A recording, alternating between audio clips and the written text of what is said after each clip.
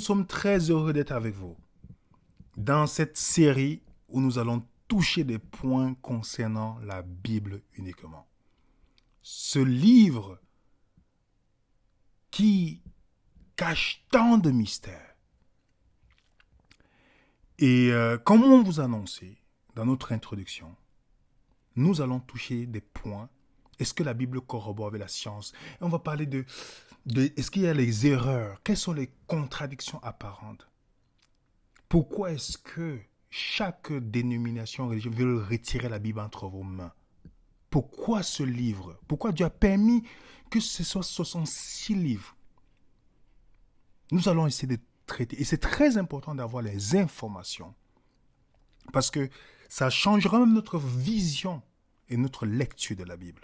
Quel est le message de la Bible? Donc, si c'est votre première fois ici, nous vous souhaitons la bienvenue.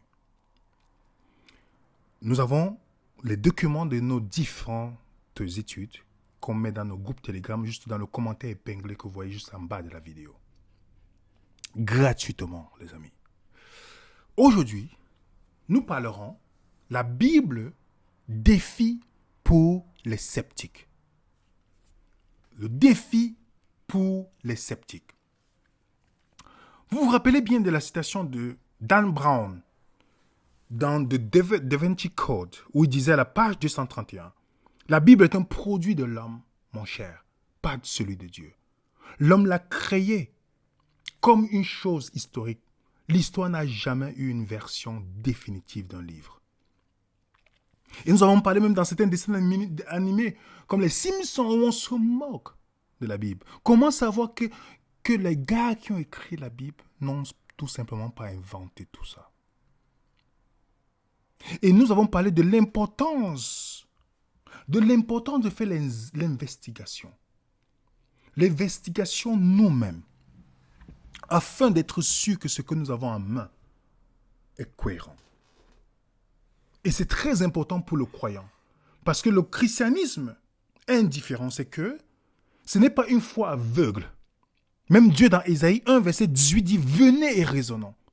Venez et raisonnons. » Dieu ne veut pas que votre foi soit basée sur une croyance vide, mais qu'il y ait des faits, des choses concrètes, des preuves empiriques qui peuvent soutenir votre foi.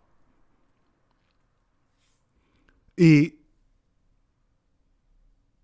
Dieu lui-même lance un défi aux sceptiques dans la Bible. Il dit, tu es libre de ne pas croire ou pas. Mais voici quelque chose que je veux mettre comme indication, si tu as des doutes. Donc Dieu lance un défi aux sceptiques. Ça veut dire que si vous êtes sceptique, parfois vous posez la question. Dieu te dit, voici ce que tu dois regarder. Ésaïe 46, verset 10, il dit, j'annonce dès le commencement ce qui doit arriver. Et longtemps d'avance ce qui n'est pas encore accompli. Je dis, mes arrêts subsisteront et j'exécuterai toute ma volonté. Vous voyez ça? Dieu dit, j'annonce dès le commencement ce qui doit arriver, longtemps en avance. Dans Ésaïe 41, verset 22, il dit, qu'il les produise, qu'il nous déclare ce qui doit arriver. Quelles sont les prédictions que jadis vous avez faites? Dites-le, pour que nous prenions en garde et que nous en connaissons l'accomplissement ou bien annoncez-les-nous l'avenir. Dieu dit, si tu ne crois pas, voilà un défi pour toi qui es sceptique. J'annonce des choses longtemps à l'avance avant qu'elles s'accomplissent. Ok? Donc le sceptique doit faire des recherches. Dieu tient compte, il sait dans le monde aujourd'hui où les gens rejettent le christianisme par leur comportement, par les religieux qui ont une odeur très répulsive de la religion, qui poussent les gens à ne même pas s'intéresser à Jésus. Dites-moi, vous qui écoutez, dites-moi à quel moment, si dans un moment dans votre vie, vous n'avez jamais été dégoûté par ceux qui professent dire qu'ils suivent Dieu. Dieu tient compte de ça. Ça crée le scepticisme. Vous savez que la religion a fait plus pour avancer l'athéisme que même la religion elle-même, que l'athéisme elle-même. Donc il y a des gens qui sont sceptiques. Mais comme l'homme est à la recherche des prédictions, même le plus athée se pose la question sur l'avenir. Il y a des gens qui peuvent voir les gens qui font des voyances. Il y a des gens qui payent cher pour la voyance. Dieu dit, bon, que oui, c'est curieux. Dans l'anxiété, dans le désir de savoir comment l'avenir sera, tu te poses des questions. Dieu dit, j'ai la Bible. J'ai la Bible où j'ai dit des choses avec certitude. Parce que les gens qui font la voyance font ce qu'on appelle les prédictions. Mais la Bible te dit, Dieu te montre des prophéties. Vous allez me dire, mais William, c'est quoi la différence? Je vais d'abord donner le professeur Norman Geisler, qui dit, quel rapport y a-t-il entre les prophéties bibliques et les prédictions humaines? Une étude a montré que 92% de ces prédictions étaient totalement fausses et que les 8% restantes pouvaient résulter d'un coup de chance ou de déduction intelligente à partir d'une bonne connaissance des circonstances générales. Quelle est la différence? Je vais donner un exemple. Pour ceux qui ont déjà été passionnés par le football, ce qu'on appelle soccer en Amérique du Nord. Supposez-vous supporter le Real de Madrid, qu'on appelle la Maison Blanche, la Real de Madrid, et que l'autre supporte le PSG, payé sans gagner, non, Paris Saint-Germain, et que vous jouez un match, et vous dites, la prédiction va dire, le Real de Madrid va gagner 3-1, mais ça peut arriver que le Real gagne 4-2 ou 5-1. Parce que la prédiction va dire, oui, il va gagner, mais il ne va pas donner l'exact, qui va marquer l'heure, le carton rouge, le nombre de buts exact. Tandis que les prophéties te donnent l'exactitude, l'heure où un joueur du Real va marquer, le moment où il aura le carton rouge et le nombre de buts. Donc, la prophétie donne des choses avec une exactitude, avec quelque chose de très exact. Et la Bible contient 27% environ. Son contenu est prophétique, de 27%. Et les prophéties bibliques révèlent le sens des événements mondiaux actuels. Aucun autre livre ne fait cela avec autant de détails. Vous comprenez?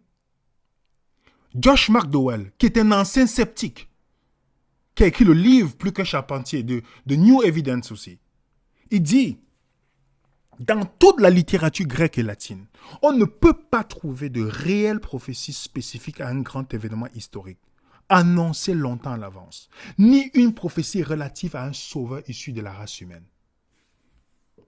Norman Geisler, il dit, ne ressemblant à aucun autre livre, la Bible présente une multitude de prédictions spécifiques, rédigées des siècles à l'avance, qui se sont déjà réalisées littéralement ou qui sont annoncées pour un temps encore à venir. Donc cette capacité à prédire l'avenir de façon fiable, logique, n'est tout simplement pas humaine. En effet, les prophéties bibliques prédisent avec une exactitude surprenante, avec des détails remarquables, l'ascension et la chute d'individus exceptionnels ou des nations et des empires. Je vous donne un exemple, avant de pouvoir aller dans les prophéties, d'autres prophéties. Babylone ne sera plus habitée. Est-ce que vous savez que Dieu avait déjà prédit que Babylone, après sa chute, ne sera plus habitée? Quand vous lisez Ésaïe chapitre 13, parlant de Babylone, on dit elle ne sera plus peuplée. Est-ce que vous savez ça? Ésaïe écrit avant Daniel, entre 701 à 631 avant Jésus-Christ. Dans cette prophétie, depuis longtemps, Dieu donne déjà que après sa chute, il n'y aura plus. Pour vous, ceux qui veulent vérifier historiquement si c'est arrivé, vous partez dans la cité antique de Babylone. Cité antique de Babylone, merveille de l'Irak. Vous savez que Babylone est située vers l'Irak. Est-ce que vous connaissez ça, n'est-ce pas? Est-ce que vous savez que Saddam Hussein a voulu rebâtir cet endroit? Même le journal Le Monde le dit. Babylone, de l'immense palais de Nebuchadnezzar, il ne restait que quelques briques Saddam Hussein l'a fait entièrement reconstruire. Il ne manquait plus que des toits gigantesques, aussi faux qu'un décor de cinéma. L'édifice expérimente le rêve de nouveaux bâtisseurs. À l'entrée de l'ancienne capitale de l'Empire, on trouve le grand magasin de souvenirs, des brochures montrant le profil de médailles de Nebuchadnezzar avec sur-impression celui de Saddam Hussein. Nul ne doute qu'il ne s'était pas engagé dans la coûteuse aventure koweïtienne. Le maître de Bagdad, dont une résidence à Babylone est en voie d'achèvement, n'aurait plus tardé à réédifier la fameuse tour de Babel. Mais est-ce que vous savez que ça n'a pas été... Finalement, c'est des ruines dans cet endroit où il a voulu reconstruire. C'est des ruines dans cet endroit-là. Quand on regarde, on voit la portée de la prophétie donnée par Isaïe. Sa prédiction reviendrait avec précision comme une ville, par exemple, vous prenez l'exemple d'une ville moderne comme Montréal. OK? Ou Paris. Ou Californie. Ou Orlando, Miami, pensez à toutes les villes. Et de dire avec certitude que ça ne sera plus jamais habité. Et que ça arrive. Ça, c'est une seulement. La prophétie d'Ésaïe est réalisée? Oui. Vous avez une autre prophétie. Ésaïe écrit dans Ésaïe 1, verset 1. Cyrus, où Dieu montre Cyrus comme celui qui va... Cyrus est celui qui va délivrer Israël de l'emprise de Babylone. Cyrus le Grand. Excusez-moi pour l'écran. Dont la Bible t'annonce que Cyrus, c'est Cyrus qui va prendre le dessus. Voilà ce que la Bible te dit. Que Cyrus le Grand, c'est lui qui va venir dominer sur Babylone. C'est lui qui va vaincre Babylone. On donne même son nom avant sa naissance, les amis. Et dans Ésaïe 44, verset 28, je dis de Cyrus, il est mon berger. Il accomplira toute ma volonté. Il dira de Jérusalem qu'elle soit rebâtie et du temple qu'il soit fondé. Dieu annonce ici comment Cyrus viendra, donnera la possibilité à Israël de rebâtir le temple. Et c'est lui qui a vaincu Babylone, Cyrus. Les archives historiques le confirment. Je vous parle de quelqu'un, d'Ésaïe, qui prédit Cyrus. On dit Cyrus le grand bâtisseur. Et Isaïe, même National Geographic, reconnaît la Bible qui a prédit, qui a parlé de lui. Vous vous rendez compte, je ne sais pas si vous comprenez la portée de ces informations. Avant que vous imaginez quelqu'un a prédit, avant que vous ne soyez né, que vous vous appelez, je sais pas, Sandra, dont tes parents ne s'est jamais, c'est même pas prévu qu'ils soient rencontrés, ils n'étaient même pas encore nés, tes parents n'étaient même pas encore nés. Mais on donne déjà le nom de l'enfant qui va venir des parents. Ça, c'est impressionnant, les amis. C'est impressionnant. Il y a le cylindre de Cyrus que vous retrouvez dans les musées. Donc, imaginez la précision que même si vous êtes sceptique, Dieu te lance un défi. Je vous donne un autre exemple. Le colosse au pied d'Agile. Cette expression colosse au pied d'Agile, vous savez que ça vient d'une histoire tirée dans la Bible? Une histoire où on raconte l'histoire de l'humanité, dont s'est servi l'un des soldats d'Hitler, qui a compris, en comprenant Daniel chapitre 2, il a expliqué aux généraux d'Hitler qu'ils ne vont pas gagner. La domination allemande ne pourra pas se faire. Daniel, voilà ce que Daniel dit. Mais il y a dans les cieux un Dieu qui révèle les secrets et qui a fait connaître au roi Nebuchadnezzar ce qui arrivera dans la suite des temps. Est-ce que vous savez que cette prophétie peut nous aider à vérifier le défi de Dieu aussi? Daniel, c'était un jeune homme qui était amené en captivité parce que Babylone a envahi son pays. Dans Daniel chapitre 1, le verset 1er, on dit « La troisième année du règne de Joachim, roi de Juda, Nebuchadnezzar, roi de Babylone, marcha contre Jérusalem, l'assiégea. Le Seigneur livra entre ses mains Joachim, roi de Juda, une partie des ustensiles de la maison de Dieu. Nebuchadnezzar emporta les ustensiles au pays de Shinéa, dans la maison de son Dieu. Il les mit dans la maison du trésor de son Dieu. » Et l'histoire nous dit que Nebuchadnezzar a eu un rêve. Lorsque Daniel était avec ses compagnons à Babylone, il a eu un rêve. Daniel chapitre 2 nous dit, la seconde année du roi Nebuchadnezzar a eu un songe. Il avait l'esprit agité et ne pouvait dormir. Le roi fit appeler les magiciens, les astrologues, les enchanteurs, les chaldéens, pour qu'ils lui disent ses songes. Il vint et se présentait devant le roi. Le roi leur dit, j'ai eu un songe. Mon esprit est agité. Je voudrais connaître ce songe. Et dans la suite, on dit, les Chaldéens répondit au roi en langue araméenne, ô roi, vis éternellement, dis le songe à tes serviteurs. Et nous en donnerons l'explication. Ça, c'est facile, n'est-ce pas? Imaginez, vous avez rêvé. Et vous êtes agité, vous ne vous rappelez plus du rêve. Et quelqu'un vous dit, dis-moi le rêve, je vais interpréter. Tu dis, non. C'est ce qu'il veut dire. Le roi a repris la parole et dit aux Chaldéens, la chose m'a échappé. Si vous ne me faites pas connaître le songe et son explication, vous serez mis à mort, en pièces. Vos maisons seront réduites en un tas d'immondices. Mais si vous me dites le songe et son explication, vous recevez de moi des dons, des présents de grand honneur. C'est pourquoi dites-moi le songe et son explication.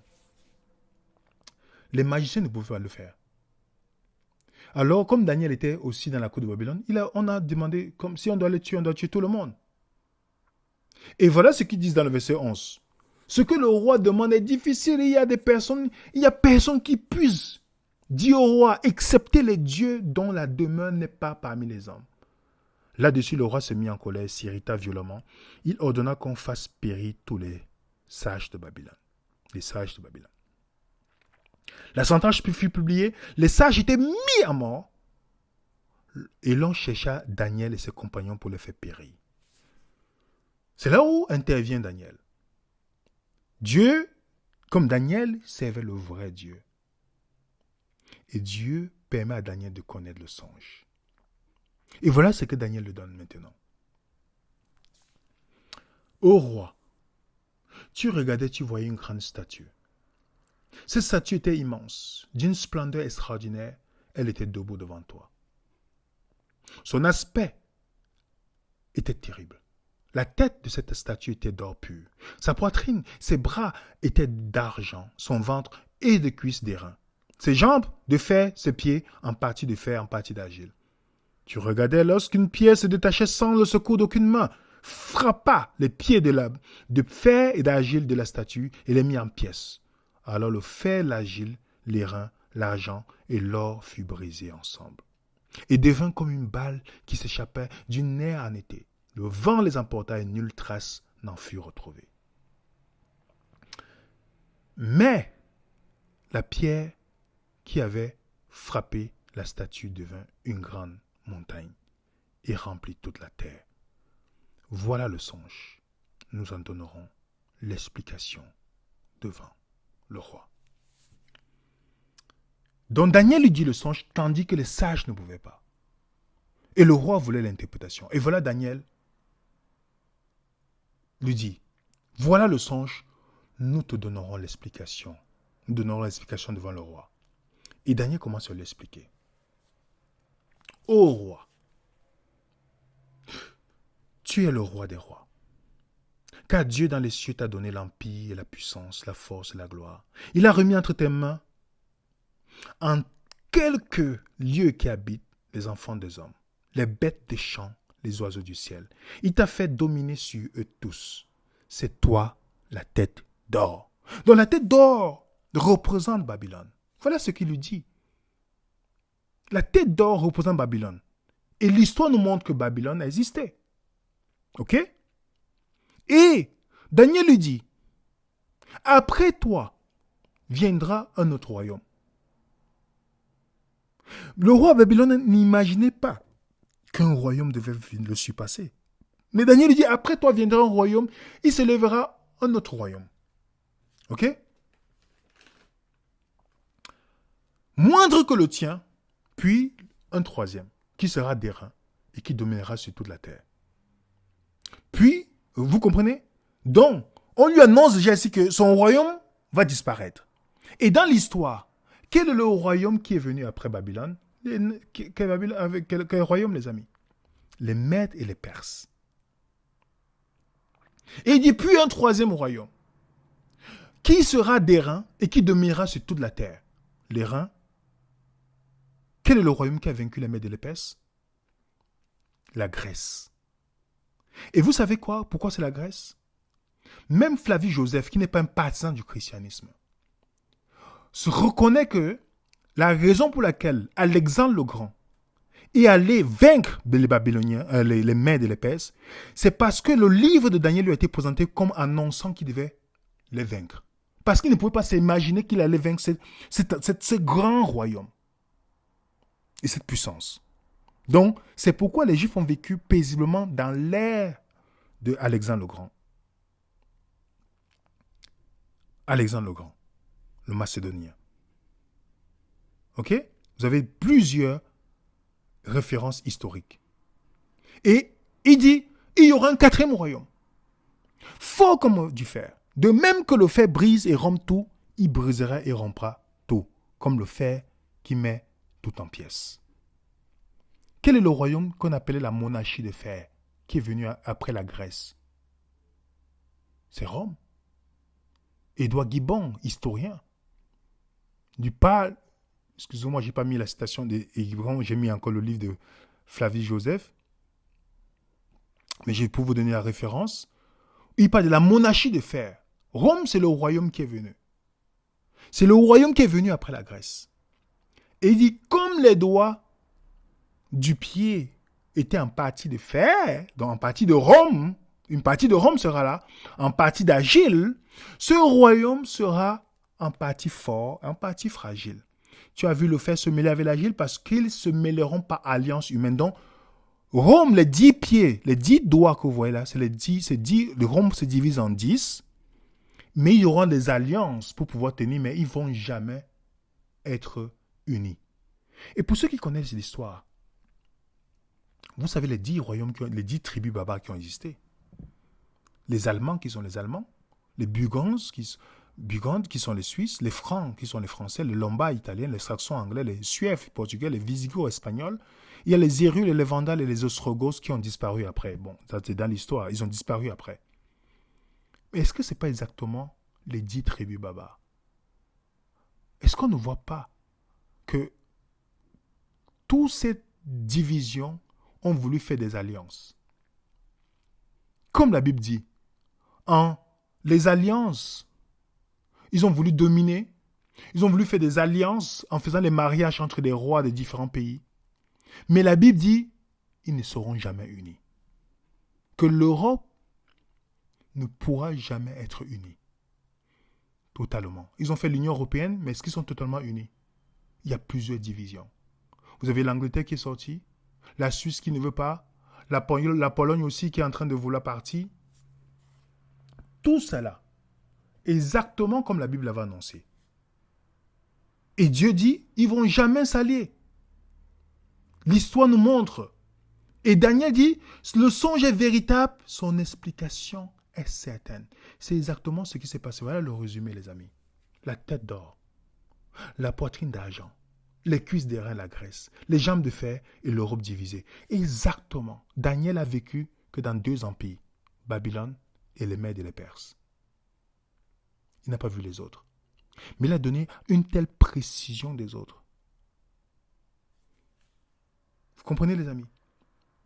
Et c'est pourquoi il lui dit, après la domination de ces 10 pieds, des 10 doigts, il dit, après ce temps, le Dieu des cieux suscitera un royaume qui ne sera jamais détruit.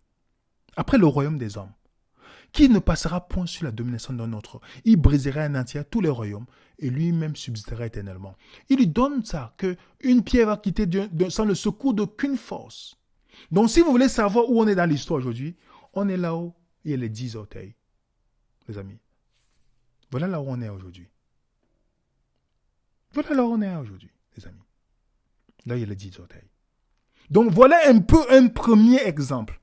Comment l'histoire peut être donnée avec autant de précision. Et Dieu ne s'arrête pas là, les amis. Dieu ne s'arrête pas là. Dieu lui donne encore un autre rêve. Dans Daniel chapitre 7 à Daniel. Qui est la même chose, mais avec les différents symboles. Je vous laisse voir d'abord cela encore. Pour ceux qui sont sceptiques, non, parce qu'il faut toujours 2 ou 3 témoins.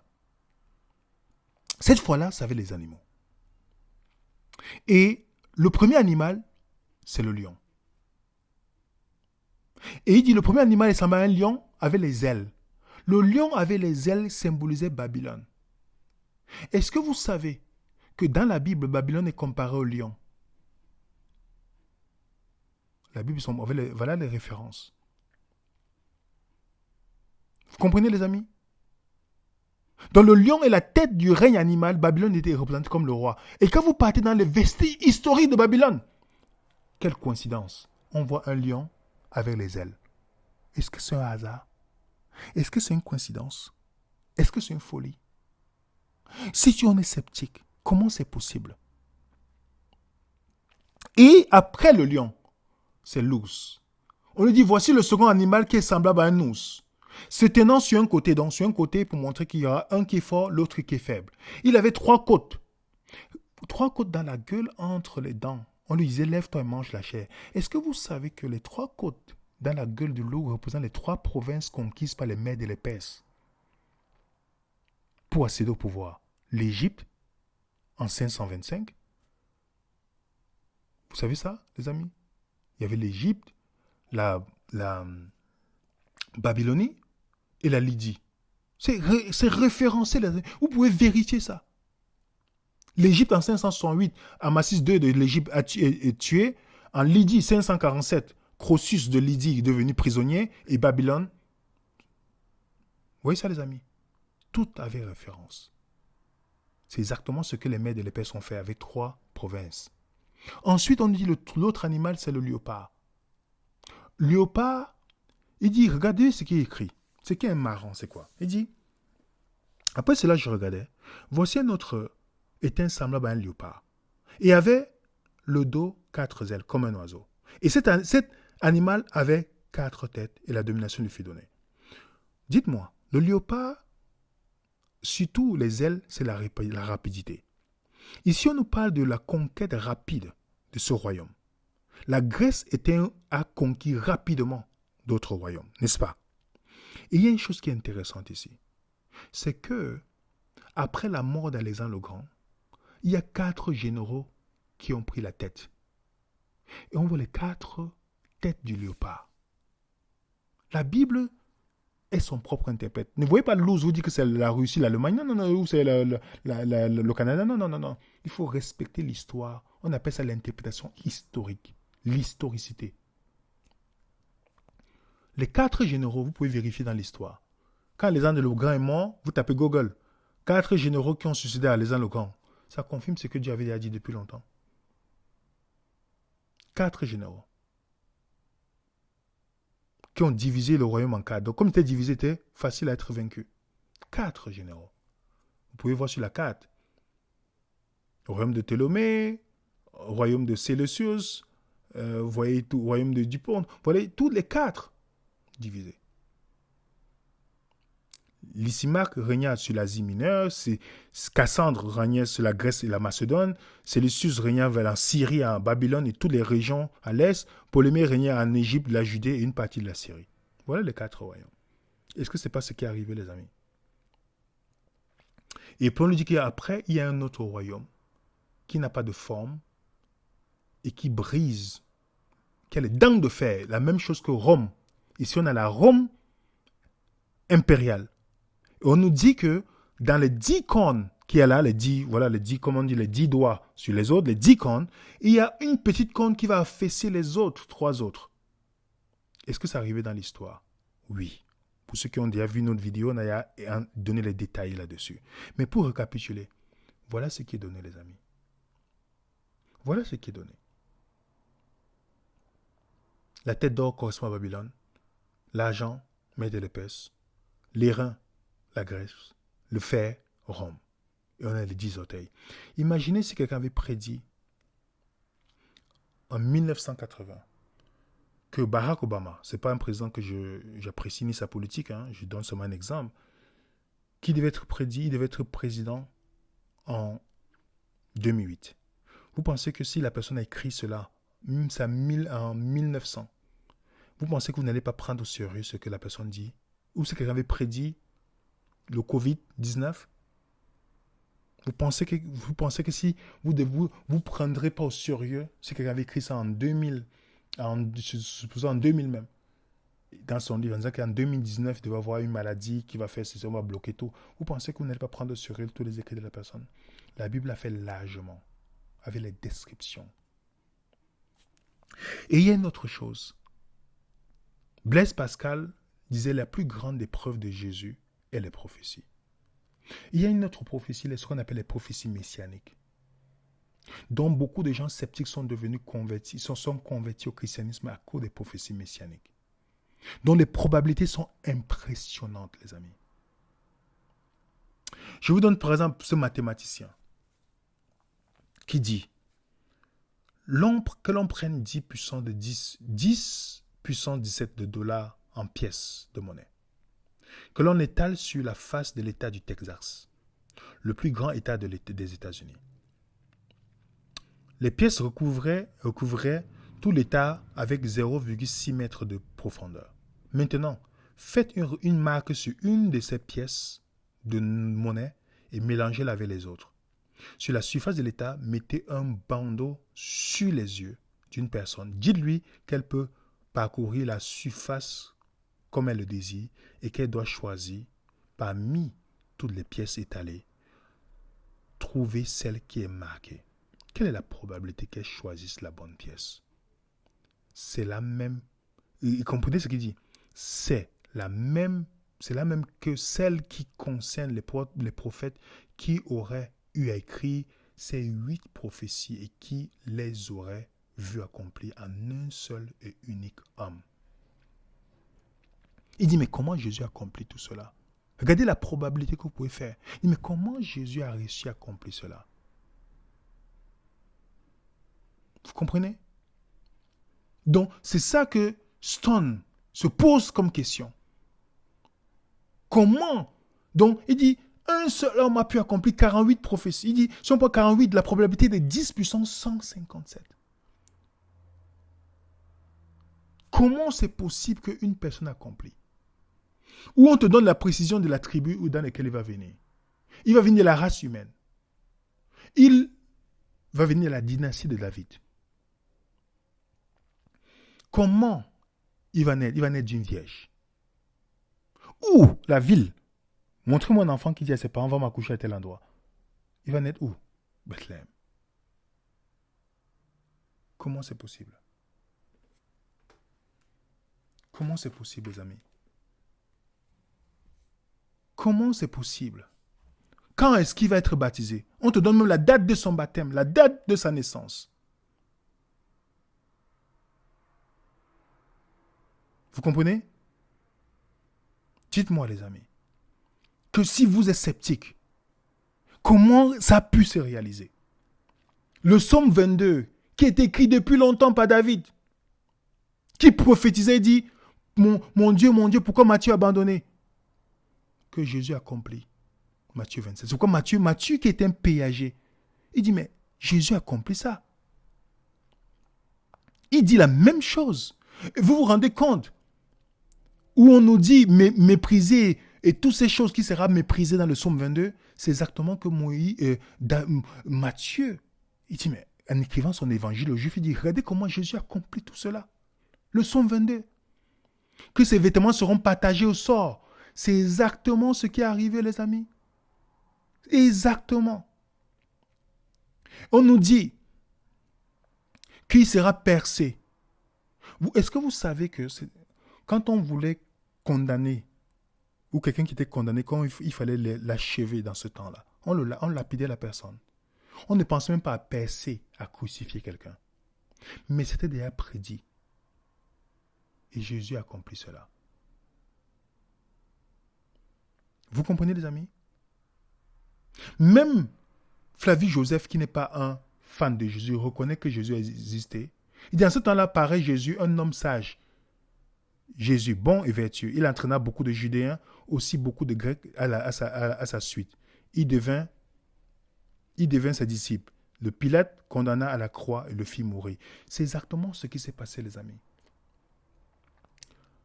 Tacite dit, Christ, fondateur de ce nom, a été mis à mort par Ponce Pilate, procurateur de Judée sous la règne. C'est exactement ce qui est arrivé, les amis. Toute la prophétie, Psaume chapitre 2, accomplie. Ok? Psaume chapitre 69. Ne vous inquiétez pas, les amis. Vous aurez la documentation. Gratuitement, les amis. Psaume 69, verset 21. Accompli. On dit qu'il sera... On va lui donner le breuvage, tout ça. Accompli, Matthieu 27, verset 34. Deutéronome 21, qui va porter la malédiction sur lui. Jésus est devenu la malédiction. D'autres références ont dit, ces os ne seront pas brisés. Quand il y a les criminels devaient être brisés. Jésus est le seul sur la croix qu'on n'a pas brisé les os. Il devait donner sa vie, Isaïe 53. Il sera trahi par un proche, Psaume 41. Il naît à Bethléem, né d'une vierge. Voilà toutes les prophéties, les amis. Accusé par les faux témoins. Il va pas broncher, il va pas se défendre. Il va mourir à la Pâque. Il sera ressuscité. Toutes les prophéties, les amis. Toutes les prophéties sont données. Quand Dieu dit, je mettrai une inimitié entre toi et la femme, entre ta postérité et sa postérité, celle-ci t'écrasera la tête et tu briseras. Jésus est venu d'une femme. Il a été trahi. Quand on dit qu'on va lui blesser le talon, c'est la trahison. Il sera trahi. Mais il va écraser la tête du serpent. Vous savez où Jésus était crucifié? Sur la montagne de Golgotha, la montagne du crâne. Il était au-dessus. Par sa mort, il a écrasé Satan. Pour ceux qui veulent voir encore d'autres prophéties incroyables, regardez cette vidéo qui est dans notre chaîne. Je reviens sur la vidéo. Regardez cette vidéo avec précision, les amis. Donc Dieu lance un défi aux sceptiques. Dans un monde d'incertitude, les prophéties bibliques nous donnent la certitude que la parole de Dieu est digne de confiance. Oui, les amis. Vous n'avez pas à rougir en tant que chrétien. Ou les chrétiens qui ne veulent pas. Vous n'avez pas à rougir. Il y a les éléments que Dieu a donnés. Il y a les éléments. Les prophéties que Dieu a données. Donc Dieu dit aujourd'hui, j'annonce dès le commencement ce qui doit arriver. Et longtemps d'avance ce qui n'est pas encore accompli. Je dis, mes arrêts subsisteront et j'exécuterai ma volonté. Donc mes chers amis, si vous êtes sceptiques,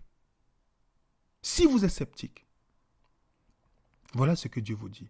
Si vous faites vos recherches, Dieu te dit, voilà les éléments. Est-ce que tu as... Bon, ok, suppose, va vérifier Daniel chapitre 2. Vérifie toutes les datations, parce qu'il y a les preuves des dates. Vérifie tout ce que tu me dis. C'est écrit en telle période, mais ça annoncé, ça arrivé. Est-ce que vous savez que la fin du monde dans lequel nous vivons actuellement, la monnaie numérique, où Dieu dit dans Apocalypse chapitre 13 qu'on ne pourra ni acheter ni vendre celui qui a la marque de la bête. Tapez seulement sur Internet. Les gens parlent de la marque de la bête, même les musulmans, les gens parlent, même les non-croyants. Mais ils savent qu'ils prennent cette expression vient d'où? Ça vient de la Bible. Du monde où, à un moment donné, il n'y aura plus d'argent liquide. La Bible avait prédit ça. Longtemps, Jean a écrit à l'île de Patmos. Il y aura une religion mondiale. Est-ce que la Bible n'a pas prédit? Il y aura un gouvernement mondial. La Bible a prédit. La Bible a prédit la montée de la puissance du catholicisme dans le monde. Vous lisez la Bible. La Bible a parlé du protestantisme apostat. La Bible parle de ça. La Bible a parlé qu'à la fin des temps, quand Jésus va venir, il n'y aura pas d'athée. Parce que tous les gens vont croire. Vous savez pourquoi? Parce que dans chaque religion, il y a quelqu'un qui vient. Chez les musulmans, ils attendent le Messie et le Mahdi, n'est-ce pas? Il y a quelqu'un qui vient. Chez les juifs orthodoxes, ils attendent le Messie qui doit venir. Dans le New Age, ils n'attendent pas quelqu'un? Oui. L'homme est Maitreya. Est-ce que les chrétiens attendent le Christ? Oui. Alors Satan, mais une chose, Jésus avait prédit que Satan va venir sous la forme de Jésus. Il va se prendre pour Jésus. Imaginez toutes les religions qui attendent quelqu'un qui doit venir.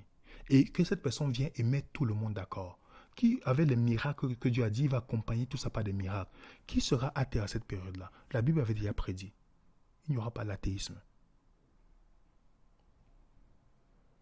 La Bible avait déjà prédit que les gens seront persécutés, que des vrais persécuteurs seront parmi les croyants. Donc la question à la fin du temps que Dieu l'avait dit, ce n'est pas si tu es croyant ou pas, c'est qui est-ce que tu adores. Parce que tout le monde va adorer. Qui est-ce que tu vas choisir? La Bible avait donné tous ces points-là, les amis. Les événements du monde, les guerres, les bruits de guerre, pour ceux qui ont vu nos panoramas prophétiques, la Bible avait donné beaucoup de ces choses-là, les amis. Alors si vous êtes sceptique à la Bible, prenez votre loupe, regardez de plus près. Vous verrez que ce n'est pas écrit. Ce n'est pas simple. C'est pas un simple livre. C'est plus qu'un livre, la Bible. C'est plus qu'un livre. Et dans les prochaines études, nous allons aller de plus en plus. On ne va pas être long, les amis. Étudiez vous-même. Faites vos vérifications. Regardez la vidéo que je vous ai dite sur les prophéties messianiques. Ça, c'est un miracle. Ça, c'est rien de pas. Regardez cette vidéo-là. Elle est disponible sur YouTube. Partagez. La documentation de cette vidéo-là, c'est dans notre groupe Telegram. Les prophéties messianiques. Où on vous dit quand Jésus va venir. D'où il va venir. À quelle date. Quand il sera baptisé. Il va mourir, ressusciter. Ça, c'est impressionnant. Comment dans la vie de chaque personnage biblique vous retrouvez le Christ. Je vous donne un exemple pour conclure. L'histoire de Joseph, mon préféré, dans l'Ancien Testament. Joseph, qui était le fils bien-aimé de son père. Jésus, le fils bien-aimé de son père, c'est pas vrai? Joseph, que ses frères envoient, que son père envoie vers ses frères pour voir comment ils sont, comment ils vont. Jésus, que son père envoie vers ses frères les Juifs, c'est pas vrai? Est-ce qu'ils ont bien accueilli Joseph? Non. Ils ont dit qu'il faut le tuer. Est-ce qu'ils ont bien accueilli Jésus? Non. Et ils ont trouvé un moyen de prendre son vêtement tiré au sort, déchiré. Est-ce que Jésus, son vêtement était tiré au sort? Ah oui. Est-ce qu'ils ont décidé de vendre Joseph? Oui. Qui a décidé? Vous lisez Genèse 37, le verset 25. C'est Judas qui a dit vendons-le. Qui a vendu Jésus dans le Nouveau Testament? Je pense que vous riez déjà. Qui a vendu Jésus dans le Nouveau Testament? Judas. Est-ce un hasard? Non. Je vous donne un autre exemple. Joseph a été trahi par une femme. Parce qu'elle a dit qu'elle a menti. Qu'on l'a violé. Et on a cru. Parce que la femme a commencé à pleurer. On a cru.